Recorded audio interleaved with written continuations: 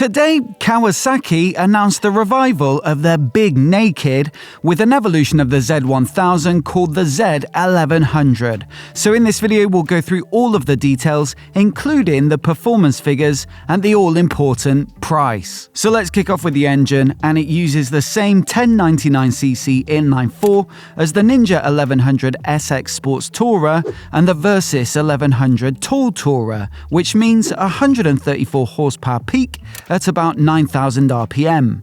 That is a little bit down on the 140 horsepower of the Z1100, which ran till about 2020, although to be fair to this new version, it does have to comply with stricter emissions regulations. Plus, Kawasaki say the emphasis is more on usable mid-range, and so there is a couple of Nm more peak torque with 113 peak at 7,600 RPM, which is up from the 111 at 7,300 of that Z1000. Perhaps more important though is to compare it to its contemporary competitors like the Honda CB1000 Hornet and the Suzuki GSX S1000. The Hornet makes more like 150 horses, although you do have to work it harder, up at 11,000 RPM, and peak torque is also lower at 104 Nm, and again made higher in the rev range at 9,000 RPM.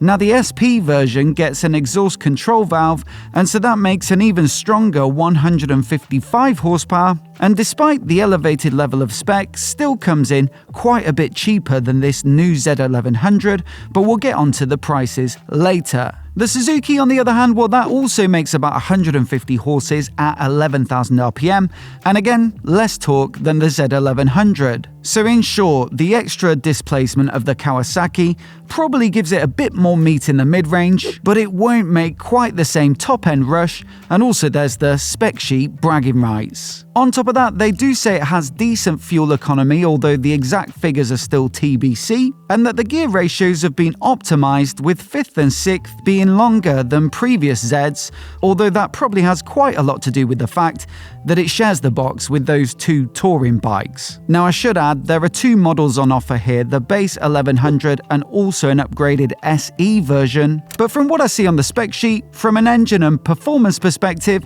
well, they're the exact same. Onto the chassis though, and it's an aluminium twin tube frame which looks pretty much exactly the same as the Z1000, but where the base model and the SE version start to diverge is with the hardware. The Z1100 gets 4-piston radial Kawasaki branded calipers on 310mm discs and a 41mm separate function big piston upside down fork with full adjustability, plus the same on the shock. The SE gets the same fork, but it does get Brembo branded calipers, Brembo discs and steel braided hoses, so expect a touch more power and feel. Plus an Öhlins S46 shock for a little more ride quality, one assumes, along with a remote preload adjuster. Both bikes get Dunlop Sport Max Q5A tyres, and the whole lot weighs in at the same 201 kg dry for both bikes, and 221 kg with fluids on board and the 17-litre fuel tank being 90% full.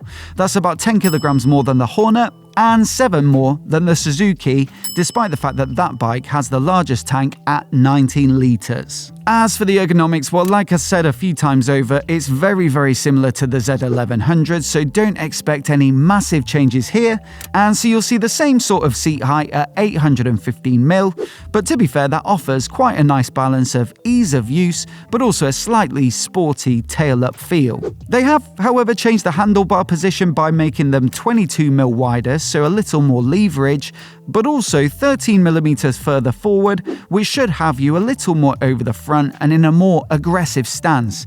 They say this brings a better response to rider inputs, making the handling feel lighter and sharper in every speed range for a controllable machine character. Lovely stuff. But where you would have expected this bike to have moved on quite a bit is with the tech, with it being quite a few years since it's been on the market, and that certainly seems to be the case with a 5-inch colour TFT dash, through which you've got connectivity, turn-by-turn nav, and compatibility with the Kawasaki Rideology app, which enables some voice controls.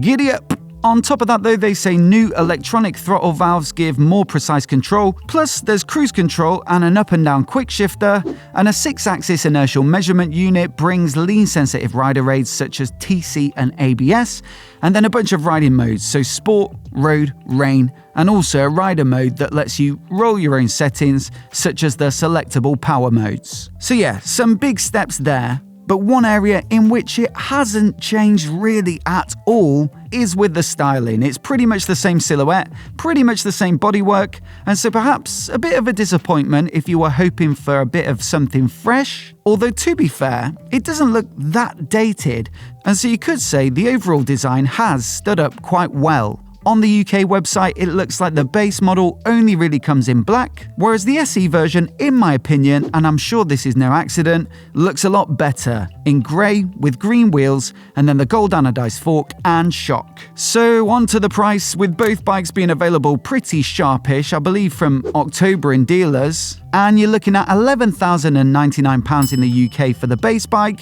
whereas the SE version comes in at £12,699. For reference, that base Hornet is just over £9,000, which is astonishing value for money, and the SP, with all the extra brakes and suspension and control valve on the exhaust and whatnot, well that's just over 10. That said, both are missing a couple of modernities, certainly when you start to compare it to this new Z1100, like cruise control or the inertial measurement unit.